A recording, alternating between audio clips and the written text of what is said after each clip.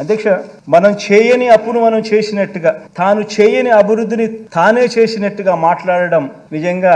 ఎంత మటుకు ధర్మం అని చెప్పి కూడా ఈ సందర్భంగా ఈ సభ ద్వారా నేను అడుగుతాను అధ్యక్ష. అధ్యక్ష, అంతటి ప్రతికూల పరిస్థితుల్లో కూడా అధ్యక్ష ఎంతో చిత్తశుద్ధితో, ఎంతో పట్టుదలతో, ఎంతో నిబద్ధతతో అధ్యక్ష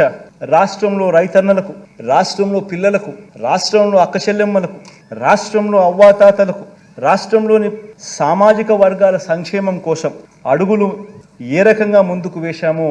ఈ 5 సంవత్సరాల మన పరిపాలనే ఒక నిదర్శనంగా హిస్టరీ విల్ ఆల్వేస్ రిమెంబర్ అని చెప్పి కూడా ఈ సందర్భంగా నేను చెప్తాను.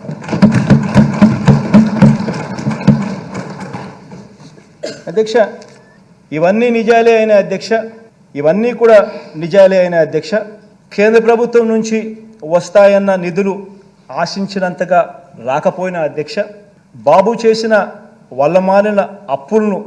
ఆ అప్పులకు సంబంధించిన వడ్డీలు అసలు కట్టుకుంటూ కూడా అధ్యక్ష మరో వంక కోవిడ్ కారణంగా దాదాపు 2 ఆర్థిక సంవత్సరాలు పూర్తిగా ఆదాయాలు తగ్గి ఖర్చులు పెరిగిన పరిస్థితులు ఉన్నప్పటికీ అధ్యక్ష ఏ కారణము చూపించలేదు. ఇవన్నీ కారణాలు ఉన్నాయి అని చెప్పి ఎగరగొట్టడానికి అన్ని కారణాలు చూపించి ఏది కూడా ఎవరికి కూడా మంచి చేసే విషయంలో ఎక్కడా కూడా ఎగరగొట్టలేదు అధ్యక్ష. ఎన్ని కారణాలున్నా కూడా, ఎన్ని ఇబ్బందులున్నా కూడా, ఎన్ని అవస్థలున్నా కూడా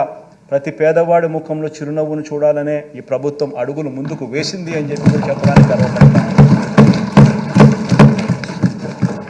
ఇచ్చిన ప్రతి మాట అధ్యక్ష నిలబెట్టుకుంటూ ఏకంగా 99% హామీలను మేనిఫెస్టోలో చెప్పినటువన్నీ కూడా అమలు చేసి